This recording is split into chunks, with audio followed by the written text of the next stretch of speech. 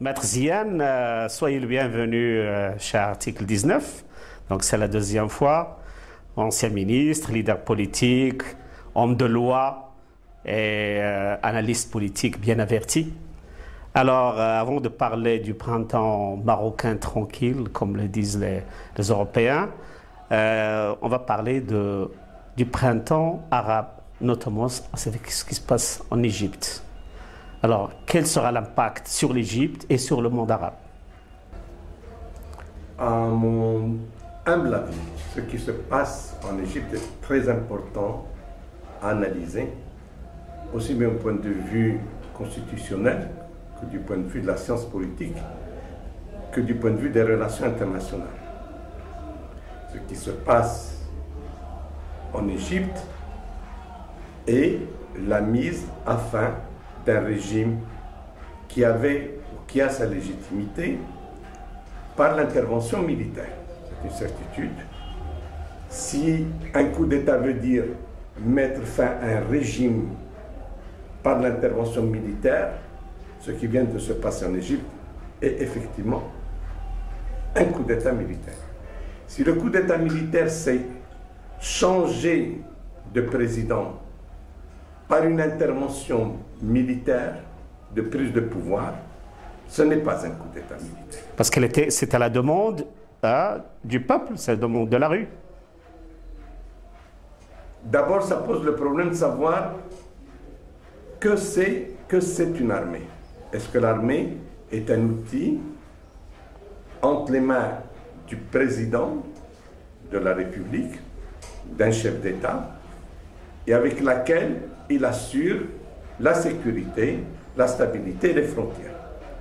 Où l'armée est une institution du peuple, pour le peuple, par le peuple, financée par le peuple, avec des objectifs surtout de sécurité et de défense des populations.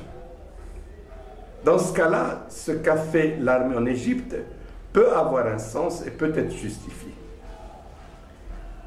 Quand vous devenez chef d'État, il faut que nos chefs d'État arabes le comprennent une fois pour toutes.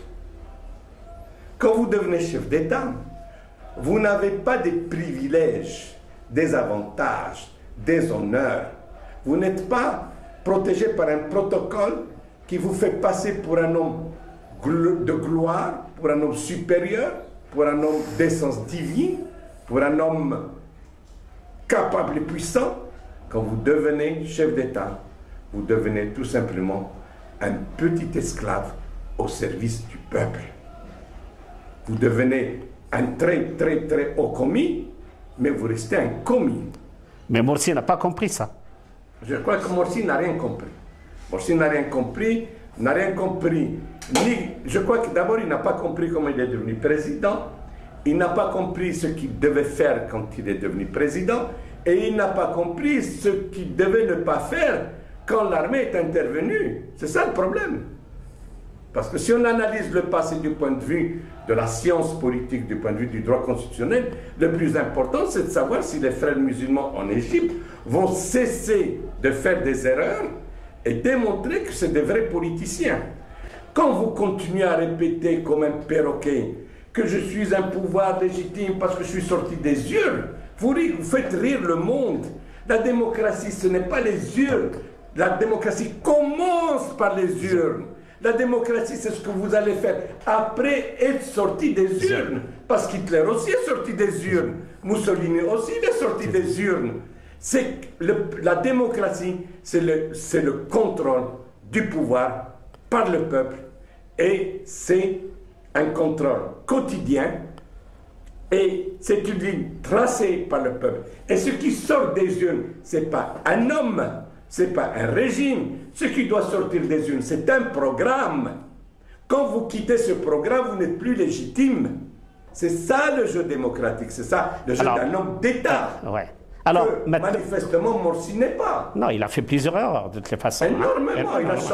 Il a changé en une journée 3 fois de décision. Vous cessez d'être un chef d'État quand vous êtes incapable de mûrir une décision, de la prendre, de l'appliquer, de la réfléchir. Ça ne veut pas dire que quand vous avez tort, il faut continuer à s'entêter. En France, quand Dominique de Villepin avait créé le CPE, le contrat de formation professionnelle provisoire, et que les lycéens sont sortis, finalement Chirac n'a pas promulgué la loi. On ne s'entête pas avec la rue.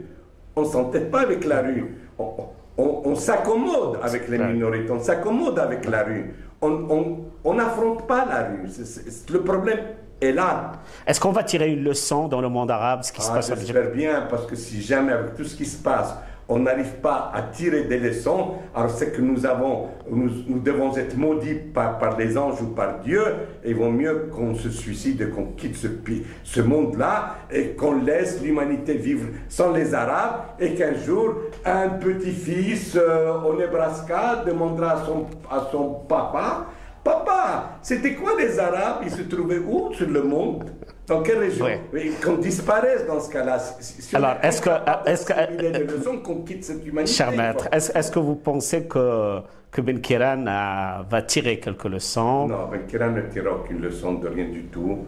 Le Maroc, c'est quelque chose d'encore plus complexe et compliqué que ce qu'on peut penser.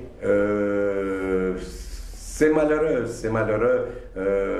parce que le système politique marocain, qui a des conséquences très graves sur le régime politique marocain, et c'est ça ce qui me fait peur, parce que le Maroc se maintient grâce au régime, mais le système est en train de ronger le régime.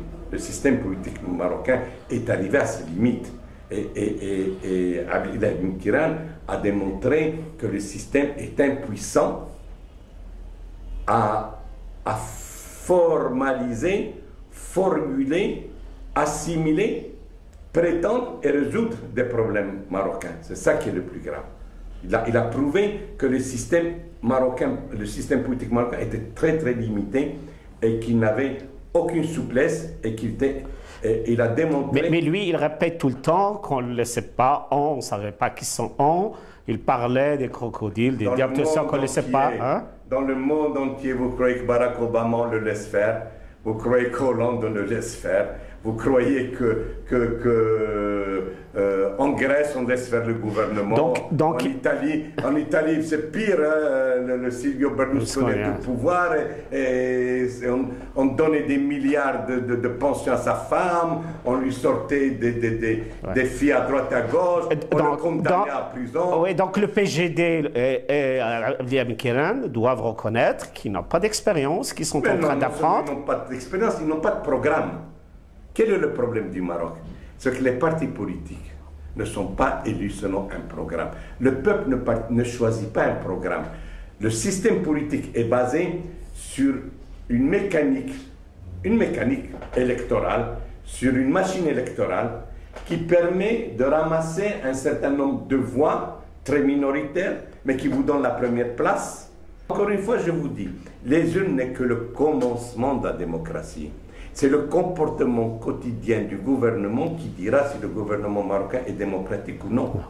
Qu'a résolu Abdellah Ben Kiran depuis qu'il est au pouvoir? Le problème des agréments de taxi, il n'a pas résolu. Le problème des carrières de sable, il ne les a pas résolus. Le problème des avantages, des privilèges, de l'économie de rente, il ne l'a pas résolu. Le problème de la corruption, il ne l'a pas résolu. Le problème de la justice, alors vraiment, il est out. Le problème de la santé, où on voit que des médecins du secteur public sont associés dans des cliniques privées et que tous les établissements de la santé publique ne servent qu'à faire véhiculer les malades vers les cliniques privées pour aller déposséder le peuple, dans un régime où la santé comme la défense sont des sources d'enrichissement, alors que le médecin n'est pas médecin pour s'enrichir, le médecin est là pour soigner, comme l'avocat est là pour défendre et non pas pour s'enrichir. On parle, dans le sillage de votre réponse, on parle d'une crise